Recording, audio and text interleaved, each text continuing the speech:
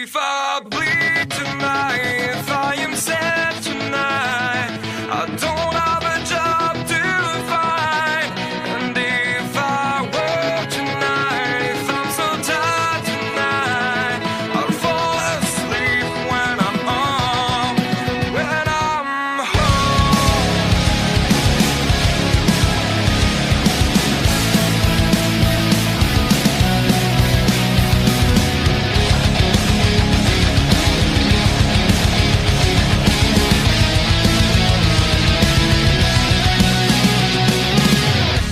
Hello everyone and welcome to episode 67 of Wrestlecast. We are back to talk about was actually alright pay-per-view, Stevie.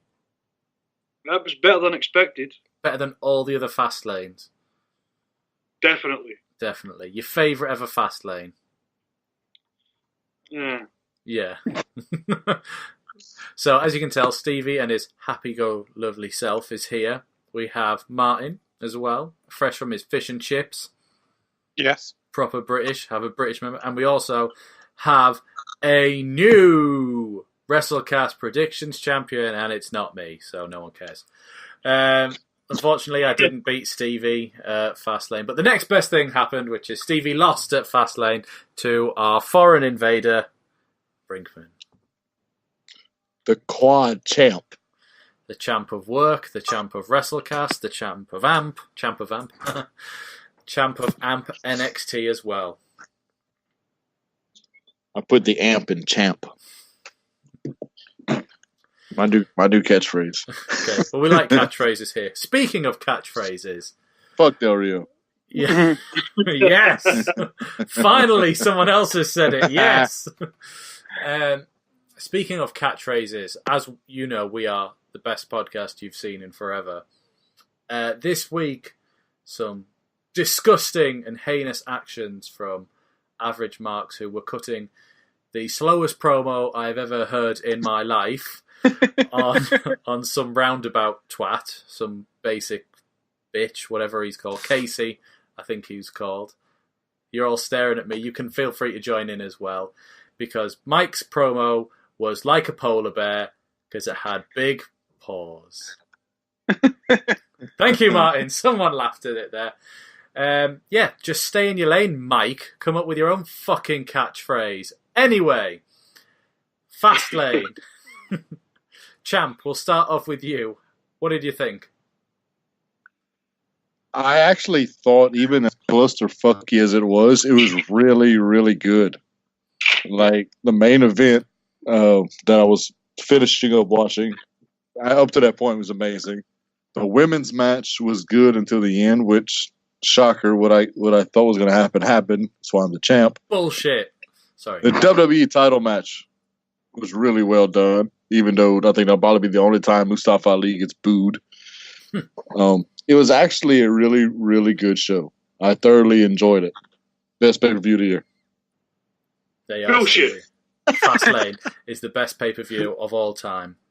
So It's the best Fastlane of 2019. it's the best It's the best Fastlane ever. It's the best Fastlane there's been. It's the only one you haven't moaned about afterwards. Well, it's shit still. Martin, what did you think? The same with Brinkman, how much of a clusterfuck it was. Yeah. It was literally like they'd forgot what the schedule looked like, and they just thought they'd play it by step by step. Like, they'll find a wrestler, pick a wrestler, and all right, you're trying to go wrestle now, go do it, because there was no organisation in it whatsoever. Yeah. How many times did we have to choose our picks at the time as well? Yeah. We were just like, See, this is that was actually quite a good thing. Yeah. The twists and turns, because it made the show more interesting. Yeah. Even though it's Fastlane and Fastlane's a shit pay-per-view, it made the whole night a bit more interesting. Plus, it made us interact with each other, which we don't normally do because We hate Conrad's each a other. dick. I will say this pay-per-view somewhat reminded me of No Mercy. I want to say of 2009. And that's when that old pay-per-view was a clusterfuck, because they started the show giving Orton the title, defended it against Triple H, lost it to Triple H. Then Triple H defended it against Umaga, and I think it was a last man standing match, or no, it was a different stipulation because he defended against Orton again, last man standing, and Orton won it back. Yeah. Yeah. So, I mean, I'm not saying it's exactly the same as that, but it had certain similarities that reminded me of that clusterfucky pay-per-view. Yeah. And every now and again, one of them, I think, fits in quite well, that it's like, forget what you think you know. We're going to sort of, like, go with a story over the day instead of the whole sort of, like, building up to it for weeks and weeks. But we will start with the pre-show match between the New Day and Shinsuke Nakamura and Rusev. Martin, you had Nax and Rusev. How was that for you? Yeah, my logic just totally went out the fucking window with this one. You're realising this now? Yeah, I realised it actually when it actually came up on the choices and that. I thought, what do I do? New Day or them? But then I just thought New Day were going to get properly screwed over all night. So no, that was later.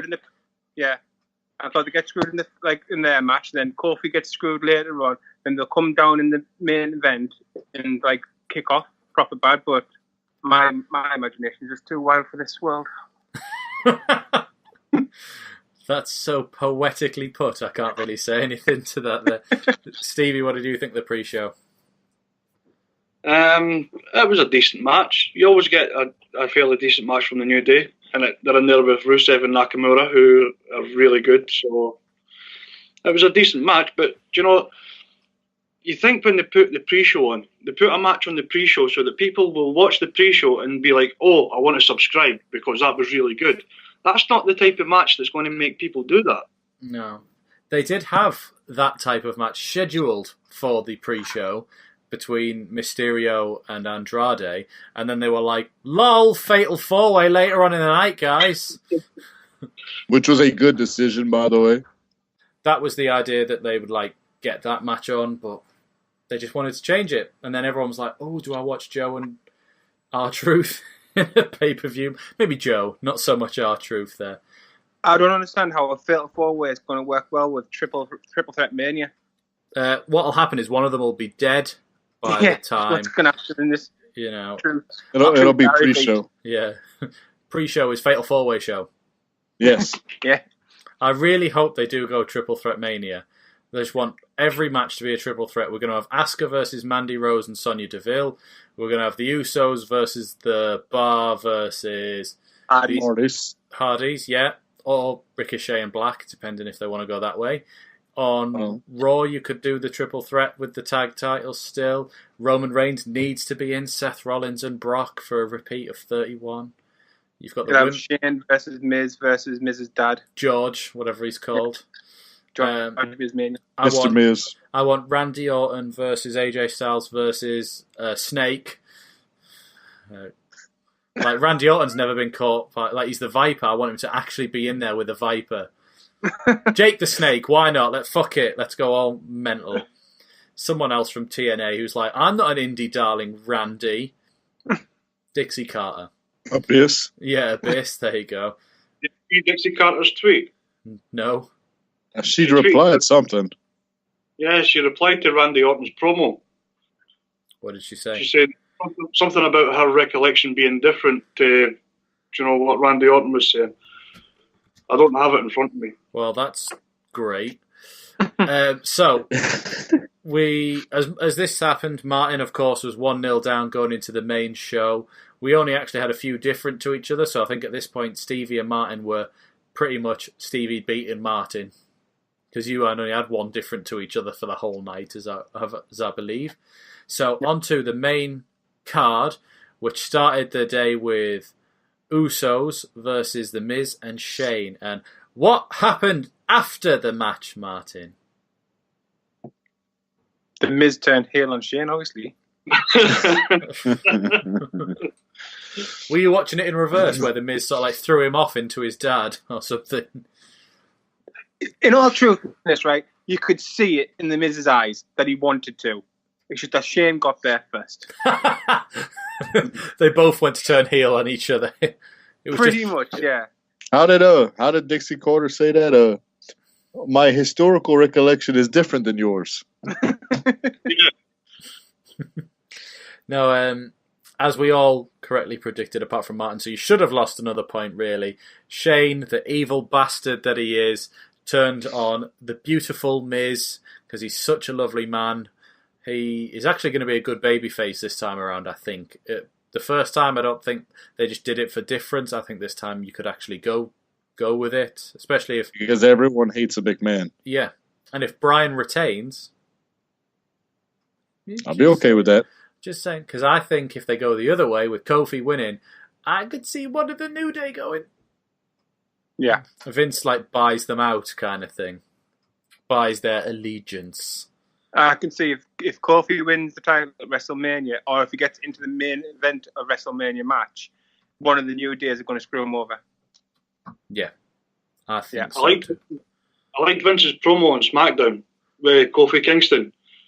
He says to Kofi, "You will be going into the Hall of Fame, but you won't be going in alone." It's like quality. B+ player. Like Daniel Bryan. Just so no one's confused, Kofi's winning at Mania. I hope so. I haven't got my scorecard yet, so I haven't decided.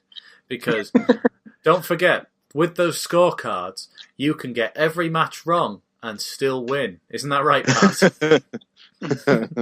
You can get none out of 5 when you got 3 out of 5, and I still won. Hashtag just saying. Anyway, I think it was the right decision for the Usos to win going into Mania. I don't know if they'll be on the card. I know they were on it last year. They had that bit of a squash with the Bludgeon Brothers that they seem to have gone. I just don't know where you'd go, SmackDown titles. They don't need to be on the show, really, which is a bit bad. They do, because Usos always have good matches. It was their first Mania match last year in 11 years. It was. So put them back on there. And they were shit. No, they weren't. Anyway, up next we had probably the best match of the night in terms of looks. We had Sonya Deville. That's it. Oh, is it? Yeah, no. We had Asuka defeating Mandy Rose by legit kicking her in her mush.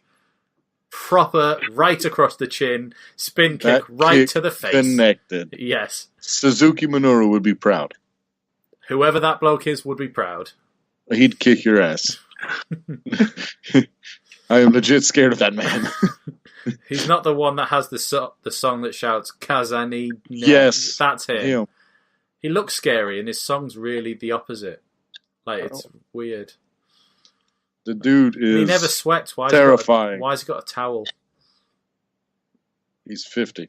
No. It's an incontinence towel or something. Hope he never listens to this. Anyway. Oh, God, no. Stevie, what did you think of Asuka, Mandy, and the Sonya shenanigans, we'll call them? I like the finish. Sonya pulling the ring apron. For no reason. Yeah, well, she was getting up, wasn't she? Oh, yeah, the second time. Sorry, I thought the first one when she was just like, just going to have a look under here. Everything's fine. And just put it back down. Hornswoggle's not under there. We're good. Titus is fine. She was looking at weapons and stuff. But, we all kind of predicted that Asuka was going to win. I'd like to see where the feud between Mandy Rose and Sonya Deville's going, because, they've been together for a long time, and they've done nothing with them, and now they're doing something with them. And it seems like they're breaking them up, and that's the first real, actual storyline that they're getting, and they've been in WWE on the main roster for a couple of years now. Maybe they're just, sort of trying to keep it they're not quite on the same page, so they don't have to be why aren't Mandy and Sonya facing Boss and Hug connection? Do you know what I mean? Keeping a tag team busy. Well, they've done the exact same finish on SmackDown, but instead of Mandy Rose getting pinned, it was Sonya Deville. And she didn't kick her in the face. Yeah. She should have done I think if they break them up, they already have a very defined character for Mandy Rose. What are they going to do with Sonya? Because right now she's just a lesbian UFC person. Lesbian vampire. What are they going to do with Mandy? Yeah. Mandy's got her whole gold gimmick, which is awesome. It fits her. What are they going to do with Sonya? Have a tap out Ronda in the main event of WrestleMania. A fatal 4-way Mania next year. No. Yeah, next year. This is Triple Threat Mania. It's a triple threat this year. Fuck knows what we're going to do when there's 6 people. Anyway, 6-pack challenge mania. 6-pack challenge mania. Anyway, I don't know why I read that there, because on the Wikipedia bit underneath, it says the bar, and it has Cesaro. Out the corner of my eye, I went, the bar of cream. And then I went, Cesaro. Right, okay. So, I can't remember where we were at. Yeah, we all had Asuka. It was pretty. Bar of cream. We all had Asuka. It was pretty much nailed on. I don't think they were going to go Sonya. It would have been Mandy. Did Lacey Evans show up there, or was that later on? Later on. We'll get to that, because that was one of the favourite parts of Fastlane. Next we had... Go on. Have you seen Brinkman's inbox? Yes. I don't know what does Minoru Suzuki... Is it Minoru Suzuki? Yes. Let me see. You should stay at home in bed, bastard. He's just copying War Nev, I'm just saying.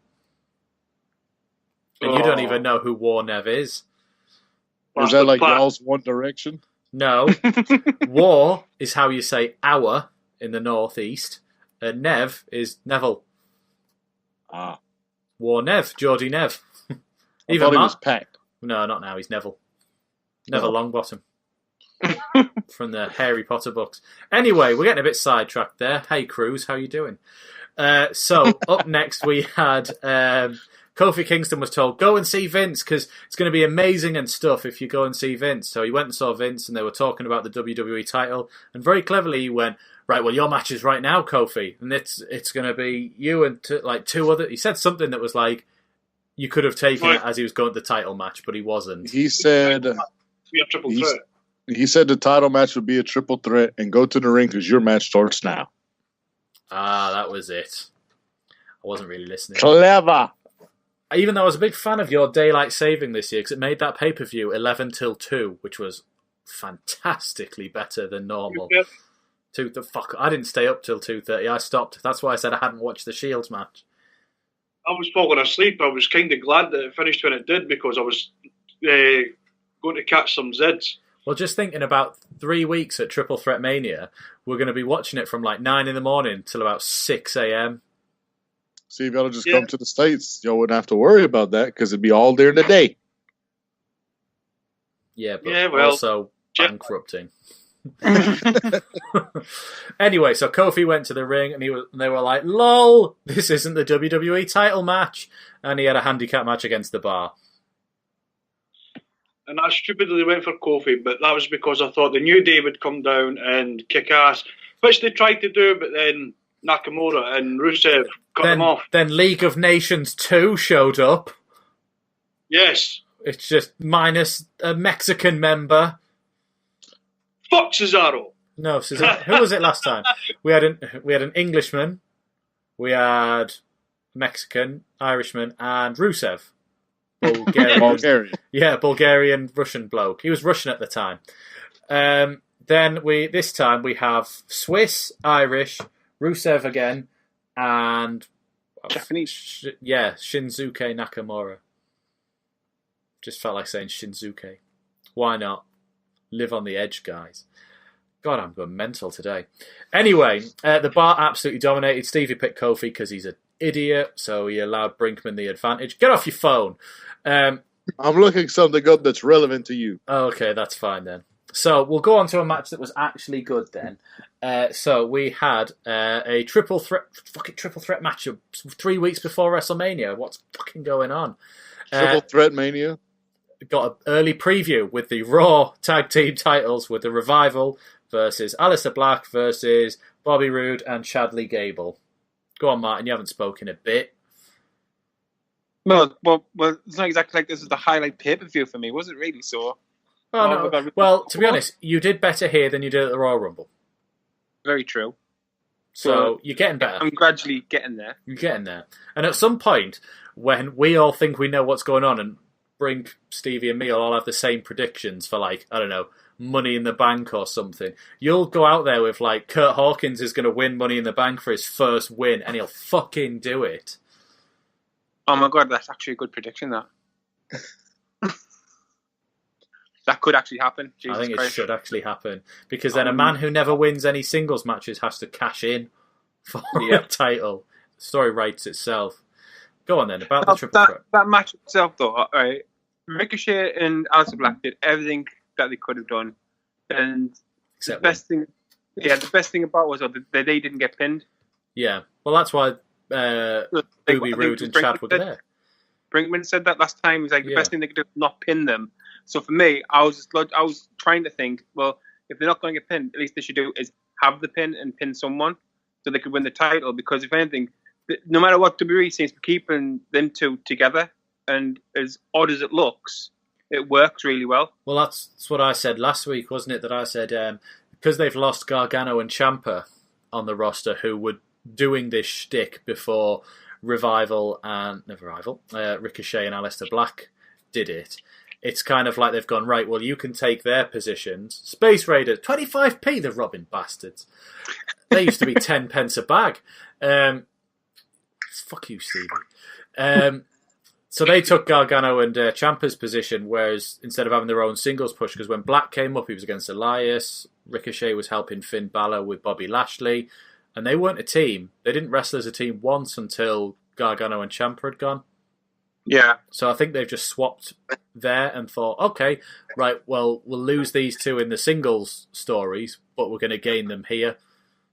But it's like, when Bobby Roode and Chad Gable first got together, I thought that duo was quite good. But then since Chad's took on Bobby's whole gimmick, gimmick. Yeah, it just doesn't make sense now. It's just it's Bobby Roode and Bobby 2.0. So it's just there's no point in it. Where at least with Aleister Black and Ricochet, neither of them would Ricochet wouldn't turn dark, and Aleister Black won't turn into a bouncing leprechaun and all that kind of stuff. You know what I mean? They're both going to just keep their own agendas. Is it because he's got a beard? Does Ricochet look like a leprechaun? He's bouncing about though, like one. Oh, okay. I think if that's the loosest link ever, but I will accept it at that point. I see what you mean, especially the Chad Gable thing, because I'm just you could have just put him with Bobby Roode and had Bobby Roode do the Glorious and have Chad Gable do his own thing, do his Ready, Willing, and Glorious. Oh, that would have been a nice little thing. Like when they first got American Alpha together on NXT, just he kind of played off his gimmick and Jason Jordan was just Jason Jordan. He didn't have a gimmick, but when he comes out wearing his robe and doing the whole, you're like, what is this? You're just him, and now you're making him look shit because you're copying him. Yeah, well, I was listening to the Edge and Christian podcast last week, and they were saying the best thing that Bobby Roode could do is turn heel on that son of a bitch.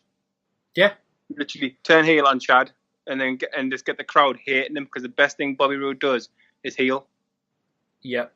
I love it when the fans are booing him when he's got the mic and he's like, yeah, that's right, rude. Be a modern day Mr. Perfect. Yeah, it's all right. He'd have the theme song that's just so damn catchy, whether the fans hate him or not, they're still going to sing along with it. And he'd be a great, arrogant, cocky heel. I mean, he's been that before. Well, I don't understand why they brought him up, why he had to be a face. Vince McMahon. Yeah. You got a good theme song? Turn him babyface. It's he doesn't like the idea that anyone likes any part of a heel. So, for him, he won't be able to expect that, someone is actually going, yeah, Daniel Bryan's right, we are destroying this planet and blah, blah, blah. He'll be like, no, he's just talking rubbish. He doesn't even eat meat, for God's sakes. Daniel Bryan could play his vegan role to a face. Vince would still hate him for that one reason. Yeah. He's a heel in Vince's mind. That's all that matters. Yeah. Whereas, when Rude was on NXT, they knew his theme song was, this absolute thing that was I'm better than you. They didn't care everyone sang it. They probably thought that's actually pretty cool, really, that, it's sort of catchy. But he was still booed in his matches, apart from by the smart fans. Even in his match with, do you remember his match with Hideo Itami, which I thought was one of his best ones? He was running around, cocky heel, doing his little run. They were such non-NXT matches every time Bobby Roode was in them. But yet, it worked because it was so different to everything that was on NXT. Just my thought. But I think it only worked with Rude because he had that history in TNA. Yeah. I think if you Like, just... it only would have worked with Rude. If you'd have thrown some random dude, hey, this is the new guy in NXT, and it's like, what the fuck is this? Yeah. Only because it was Rude. Because he had the established, like you say, persona and his kind of Triple H-esque-ness before. Like, I could have seen, if Triple H wasn't as big as he is now, him doing that. Like, back in, like, say, 2003, when he was, like, coming back, after he got over his, like, I'm the best, like, when he was hiding from his Goldberg and he was with Evolution. Yeah. It was just that sort of different thing to it, especially with Ric Flair and the ropes. But we had a Revival went over Rude and Gable. We forgot to mention, by the way, there was a lot of post-match beatdowns in this sort of show. I'm pretty sure Nakamura and Rusev had a go at New Day. They might not have done very long, but they did. Of course, Shane attacked Miz. The Bar beat up Kofi anyway, as well as Nakamura and Rusev. I'm pretty sure there was a fight after this match where it was like the Attitude Era, where everyone was just hitting finishers, no matter what was happening. Well, that's WWE's way of saying, okay, look, Aleister Black and Ricochet didn't win, but they're still going to get their shit in and make it look like they're the ones that came out on top, even though Revival still won the match. It still makes Black and Ricochet look good. Yeah. We then had the pre-show match with two people added and a title to it. We had Samoa Joseph versus Andrade versus R-Truth versus Rey Mysterio, Master of the 617. Stevie, what did you think? Yes. I would say match of the night for me. Yes. I thought it was a great match. Cheers. Is your race on? Do you want us to talk about something else? No, hold on. Andrade, Rey Mysterio, I'm enjoying the feud. The other people in the match were just there to make up the numbers, really. Even Joe? Yeah, they were going to put the title on him anyway. See, the thing is, they're wanting to build this feud between the two Mexicans because they play to that Mexican fan base. Mm. And they've got a big Spanish audience, WWE. So it's more to attract that. Like, they could, even if Joe wasn't even in that match, that's what it was all about. But we all kind of seen Samoa Joe winning this. Yeah. It was like we just didn't think they were going to take the title off him this soon. I don't know if it was to do with we don't think Andrade or Mysterio were good enough for it. That's right, I left out R-Truth. Even though he was actually entertaining, that's probably one of the better US title reigns in a while, the little one that R-Truth had there, because it was vaguely entertaining, especially him doing his I look up to my hero, John Cena, despite being 7 years older than him. just little bits like that. Even the dance break shtick, it's not like what I find massively entertaining, but it was something, because before that you had Nakamura, you had 2 days of Rusev, and then Nakamura again, Jeff Hardy, Jinder, and Randy Orton. Done nothing with it. Yeah, and Bobby Roode before that. Yeah, but at least Bobby Roode kind of had a title run. Nakamura never really got a title run. Well, he got 2, but the second one was shit, and the first one they never used him. Yeah, he held the title. He didn't have many matches for it. Yeah. I still remember when he beat Hardy, was it like in 4 seconds or something? He just shattered him on the back of the head and then pinned him anyway when the match started. At the pay-per-view where we beat Average Marks for the first time in our 3-0 streak, and now they're getting challenged by some other fucktards despite never winning a match themselves.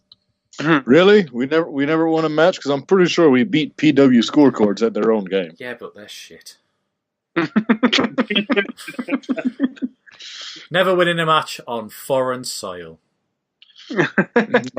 Like Pat said, this is the best podcast in the Eastern Hemisphere. I'll accept that as a gimmick. Like that's fine. He can say that, but we're still the best podcast you've seen in forever, with our goddess Shayna Baszler. I like how you say the best podcast we've seen when it's literally audio. Yeah, you see the artwork, you see the descriptions, you see us on Twitter. We're the best podcast you've seen /heard in forever. There we go. It's just a bit more of a mouthful.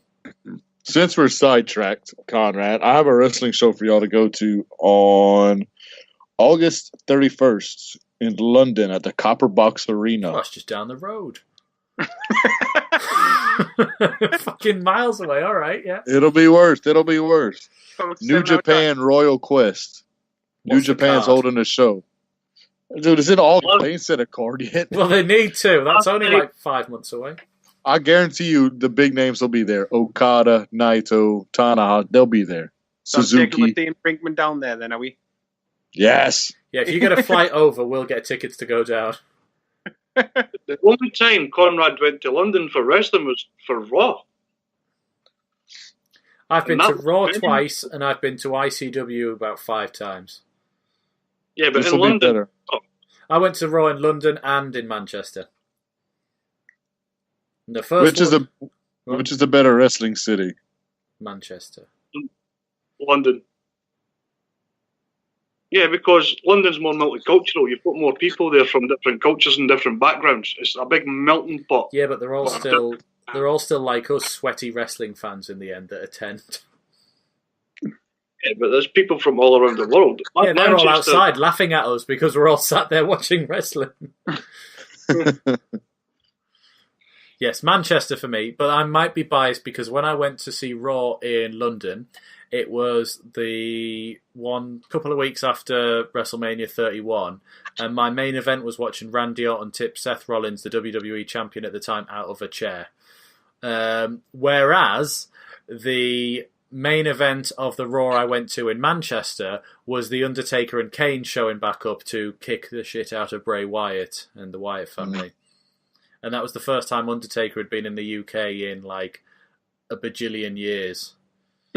So, which is a very technical term. Well, I I've been to figured. several live events, and the live events are always better than the televised product.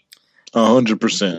I disagree, see. I went to Newcastle, and it was... Thing is, it should have been good, because, well, it wasn't at first. The first match on was... I think it was Team Hell No at the time, champions, versus Cody Rhodes and Damian Sandow, which was pretty decent.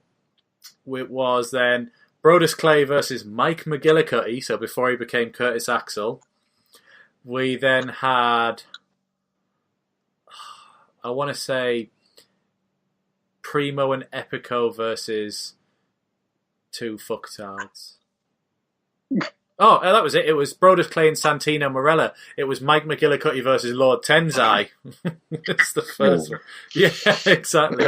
So you see why I'm disagreeing with this. Then we did have Cesaro versus Zack Ryder for the US title. I was the only person cheering Cesaro. Fucking stupid crowd. We then had Cena versus Ziggler with AJ Lee, who was with Ziggler. And Cena won with a 5-knuckle shuffle. See why I'm finding this shit. Then we had... That wouldn't happen in New Japan, brother. No. Then I think... I don't know if there was another match. But the main event was Ryback versus CM Punk. See, I actually seen Ryback at a live event, and what you see at a live event from Ryback is nothing like what you see on TV. The guy No. can actually fucking wrestle. Oh, yeah, yeah. I still remember when he got rolled up by Grado, though. Yeah. Did you see that, Brinkman? I don't think so. Right, you know Grado, Madonna, Yeah. Life of... is it Living on a Prayer? No. Yeah, No, it's not. That's Bon Jovi. like a prayer. Like a Like a Prayer. dream. Like a... Fuck off. Like So, a prayer or like a virgin? both. They've both been touched for the very first time. So Grado's like, I can't win. So he just starts playing his music and like dancing and getting the crowd going, and gets Ryback dancing as well. While Ryback walks off to one corner to like join in, Grado rolls him up and then runs away while his music's playing. Oh my god. Because Grado is the best. Hey guys, what's up? It's Mikey O from the Average Marks Pro Wrestling Podcast. When you're finished listening to this audio goodness, be sure to check out the AMP Podcast at www.averagemarks.com. Twitter, Facebook, Twitch, YouTube. Just search The Average Marks. You'll find us. And I guarantee we're on your preferred podcasting platform to search The Average Marks. Also, if you're looking to keep up to date with all the wrestling news and rumors, be sure to check out the Wrestle Wrap-Up channel on YouTube. Slap that subscribe button and hit the bell for notifications. Go do it right now. Look, this guy is way better than Dave Meltzer. So get involved before he becomes too famous. All right, I'm going to pass you back over to Conrad and all the guys at Wrestlecast. Back to Fastlane cruise. Samoa Joseph won because Samoa Joseph is the bestest. Then we had the horrifically named Boss and Hug Connection versus the horrific Tamina and the best Nia Jax. You fucking suck donkey stick, you fucker. I thought you were going to go proper Scottish there and go even further in there. Like, get to fuck you baguette-eating bastard. Or something. Even though I'm not French, but still. Go on. You look more like a Viking than French. Awooga. That's Wolf from Gladiators, so that's not the same thing at all. Now you look like Obelix from the Asterix I cartoons. thought you were saying I look like All Black, the Atletico Madrid keeper. No. Hell no. Anyway, talk about the fucking match. Yeah, it was terrible. Move on. Okay. Martin, what did you think of it? The women's tag match. First ever time Sasha Banks has defended a title. And as Stevie pointed out to me, she didn't even fucking do it herself. Yeah. No, she never pinned anybody. Bailey did. She was part of the team. Well, Bailey pinned. Oh, that's what I mean. Yeah. So, like, Sasha has still never technically done anything. Yeah, Sasha has never pinned anybody to defend a title, even though she's like fucking 50 times women's champion. It's because she's the best. It's because she's the best. For me, more than anything, I'm just, even though I can't stand this tag team, the Iconics are just doing it really well right now. Saying like how Sasha and Bailey are saying that this title is going to be defended on Raw, defended on SmackDown, defended on NXT. Why haven't they showed up at SmackDown yet? I don't know. I keep hearing about how apparently they're going to be at NXT TakeOver. Apparently, yeah. But I have no idea who they'd face. Is there a women's tag team in that? They can make one up. Because I was thinking it'd be Zayn and Shirai. Kairi Sane, Io Shirai. But Yeah, sure. they've just put them in a fatal four-way for the women's title. It's Io Shirai, Kairi Sane, Bianca Belair, and Baszler. Well, then it could be the two other horsewomen, couldn't it? Ooh. Did you put them up against them already? They're not that strong, wrestling-wise. That's what I From what- mean. Do you put them I'm strong. I don't think that's true. So But it could tire them out. So going to WrestleMania, they'll face the Iconics and they'll be like battered and bruised and stuff from the match in NXT, and then get beaten off the Iconics. I'd rather see the Iconics versus Sasha and Bailey anyway. Yeah. Because the Iconics are kings of banter. Queens. Yeah. No, they're They've done a definitely promo- kings. They're that much better. They've done a promo on SmackDown and it was pretty funny. I really like the Iconics. I wanted them to be the first women's tag team because they are an actual tag team. They look like a tag team. None of the other women actually look like a tag team. Those two do. I mean, Tamina's tried to copy Nia's eating habits, but she's just not there yet. Sorry, fat shaming is wrong. She's copied her... Right, I'll take that back. I take it back. She's copied Nia's terrible wrestling ability. Is that better, everyone? So, well, I remember, Stevie, in the chamber, the Iconics were the funniest part of that match. Every time just trying to, like, sort of, when they were pinning everyone, and then Billie Kay was getting up going, that was free! And, like, showing the ref how to count it, and you're just like, you don't need to do the proper shit stuff, but, like, hilarious at the same time. And the random... I really like the Iconics. They're, both characters are proper charismatic and their timing's good with each other. And they've got a mint theme song. They're just, I think there's what's not to like about them. They could, and plus the way that they could be babyface or heel and not have to change a bloody thing. This is highly accurate. But up next, we had the triple threat match for the WWE Championship. We had Daniel Bryan, Kevin Owens, and Mustafa Ali, who got the Rey Mysterio treatment from a few Rumbles ago. Yeah, that's right. Rey Mysterio, number 30. That's what the fans wanted. Boo! I felt a little bit bad for him. He did kind of win them back towards the end, but it was just... Everyone wanted Kofi, and I know it's for the greater story, and I'd rather Kofi have a WrestleMania match and moment than randomly winning or losing at Fastlane. Yeah, but see, that match, though, that triple threat, what a fucking match. Yes, it was really good. The powerbomb on the apron, where Kevin Owens did his suicide dive and nearly twatted his face off the desk, but somehow landed in between both of them. That was fucking... That's like Tetris shit. That he was like, head through the gap. And then when Bryan hit the running knee on Ali out in midair. Yeah. That and the drop kick that Bryan gave Ali on the top rope, where Ali just went flying into the barricade. Yes. Fantastic. Oh, we forgot one move as well earlier on in the night in the Miz and Shane and Usos match, where Shane was going to do coast to coast on one of the Usos, but the other Uso was going to jump on Miz as a splash, and Shane intercepted him in midair with like a coast to middle coast. Insane. Yeah, it was. I mean, I know he's a stuntman, but still, it looks proper cool. It doesn't really make sense to them why he's annoyed at Miz, but like whatevs. Anyway, back to the triple threat match. I actually thought Rowan as well is starting to look a bit better. Not amazing, but even his stupid palm chokeslam thing doesn't look that bad. It's a claw.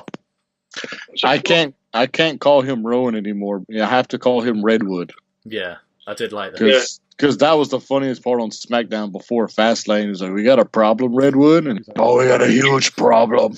I did like how I died. When they were calling him Big Red Rowan, I was like, not quite the same as the Big Red Machine, is it? No. The stupid Redwood.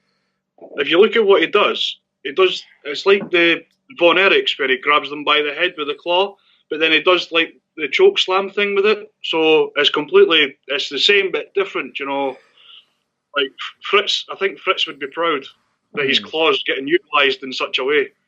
I do like the way as well that Kevin Owens seems to have just been given the stunner now, but he doesn't seem to have lost the pop-up powerbomb either. I know he did it on the ring apron, but he never did it for the pinfall, as it were. Yeah. He got a near fall off of a powerbomb, if I'm not mistaken. Yeah, he did. It's not a sunset one, but he did some sort of. No, he did a powerbomb. He got a 2 count. When he got the 2 count, that's when I realized, okay, pop up powerbomb is now a signature move, and now he's gonna be stunning people left and right. Good. And I love it. Yes, and so does Steve Austin and me. Yes, and we're the same. Up next was the weirdest finished match I've ever seen in my life in terms of the most complicated storyline of all time. Yep, you did. But it's still bullshit that Ronda is like, I hate Becky, absolutely hate everything she does. Do you know what I'm going to do? Add her to my match. Well, she said a couple months ago or last month that she wanted to face Becky at WrestleMania. She told the McMahons, I want Becky at Mania. She did so say she that. secured Becky in the match at Mania. It's not hard to understand, dickhead. It is, especially when the 5 days beforehand, they are all going, she's going, right, I've had enough of you, and sort of heel turned a bit, and she absolutely beat the shit out of Becky, to then be like, oh, I feel a bit bad now. Maybe I should just add her into the match. No, but see, the thing is, though, like, we all called what was going to happen. We all knew that Ronda was going to interfere. Oh, yeah, we all got that. But, we all got that. We just didn't. I just picked a different recipient to the punch. I almost missed it because during that point of the match, I was on YouTube chat giving Pat shit, being a troll. That's just what BWE does. This is what I don't understand about the whole thing. Why is Charlotte just not absolutely furious with Ronda right now? Yeah. Because Ronda has screwed Charlotte out of the title at TLC, and then she just screwed Charlotte out of a one-on-one match at Mania. Yes. Why is Charlotte just not just ready to beat the shit out of Ronda? Yeah. that time where she punched Becky and she just walked out, and I was like, why are you not now going to kick shit out of her? Like, at Fastlane when she was just like, I'll just leave it. It's like, what? What is this? It might be because Charlotte now thinks that having Becky in the match makes sense anyway, because if anything, Charlotte can pin Becky, Becky can pin Charlotte, and then one of them will become champion without pinning Ronda. Becky's becoming champ. No, Charlotte's getting pinned. Yeah. It would be good to see Ronda tap out to Becky, and it would be a great moment. You could even sort of have her like damaged by Charlotte all match, and then Becky sort of swoops in at the end and takes it, sort of thing, so that you still got Charlotte going, I did all the work, blah, blah, blah, because no doubt coming out of that match, Charlotte and Becky is going to be your feud going forward. Yeah, I would imagine so. But still, I think the finish was dumb. She could have at least, like, it was just the fact it was one punch as well. Just be like, bang, ha, you're in the match. That's all you needed for the disqualification. I know, but like 5 days ago, she kicked the living shit out of her. So why didn't she just go, oh, you're in the match, I don't know, I'm going to kick the shit out of both of you? Like, why didn't she beat up Charlotte as well? The finish was perfect, though, because Ronda came down, hit Becky, the fans booed, the announcer announced that the winner of the match was Becky, so the crowd all started cheering Ronda again, and then Becky sat in the corner with that smile on her face. Stupid smirk on her face. It just, it feels a bit like they're wasting Becky, and I know that's kind of silly to say because we haven't even got to the match yet, but it's because it's gone from Becky deserves this, she's the most over person in the company, to she's now fluking her way into title matches. Well, let's just move on to the Shield, shall we? I haven't watched it, so please talk me through the Shield versus two of my three favourite guys. Fuck Bobby Lashley. It was a decent match. It was the second best match of the night behind Becky and Charlotte. It was a decent match. Typical 6-man tag, you know, a lot of hot tags, a lot of fast-paced moves, a lot of back and forth. And we kind of knew that the Shield were going to win, but we kind of suspected that Dean Ambrose would turn heel, and he never did. And if you watch Raw the following night, he goes out and fights for Roman Reigns' honour, and she's ass handed to him. And the finish to that match on Raw, where he gets the Claymore kick, while he's trapped in the steps. Banister thing. Yeah, the banister. That was a good finish to that. So it was, yeah. I don't know he stabbed what Dean in the eye with a pen. Yeah, I don't know where they're going with Dean Ambrose. I think they're selling the fact that he's leaving, but I don't think he is, because if somebody's leaving, you're going to bury them and make them take all the pinfalls. But Dean's coming out of these matches looking good, even though he's losing. Yeah, exactly. I still don't think he's going at this point. It's all a work. Yeah, it is. But as a whole, I mean, what did you think of that? I know you're chatting away at the minute. So, Martin, what did you think of that? Anyone, what did you think of that? Being the dogs. Uh, Well, all in all, that match was obviously just for a Shield ending, wasn't it? So to have them the final big call and have a good, because like I didn't understand the concept of how they built it so quickly. But obviously it was a rush match anyway for the Shield to get over. Obviously get Roman Reigns some ring rust off. Obviously being out for a few months and stuff, and then obviously they're all going to do their thing. But what I just don't understand, right, is why Roman still has the kind of Shield music. It's kind of his theme now, isn't it? But I thought that initially when they first split, and how he got their theme just a bit of a deeper beat to it. Because it's like when they first came back as the Shield, and they just played Roman's music, and I actually was a bit like, am I the only one that's annoyed that this isn't the old Shield's music, and this is Reigns' music now? Yeah. It sounds bad, but I loved the Shield in their first form all the way through. The whole 6-man tags every time, undefeated for like 8 months, going into their feuds with like CM Punk, having the titles themselves, even to when they sort of turned face and then sort of like had Evolution. And then the split I thought was perfect because you were like sitting there going, oh, they can go so many places now. And they went, nope, this is what we're doing now. The one time WWE, sorry, Stevie, the one time WWE didn't wait too long in modern era to do something. Go on, Steve. I'm just saying it doesn't matter what music Roman Reigns has got because Seth Rollins has got the best music anyway. Did you hear that? It was a couple of weeks ago where they were like, how can we make Rollins' music better? And they added like 7 more Burn It Downs, and it was like, no, just the one. Just the one. Absolutely horrendous. Yeah. Horrendous. And he came out and it was just, and everyone was like, way. And then when it fell silent, it went, burn it down. I was like, no, just the once. That's all you need. Just the once when he walks out.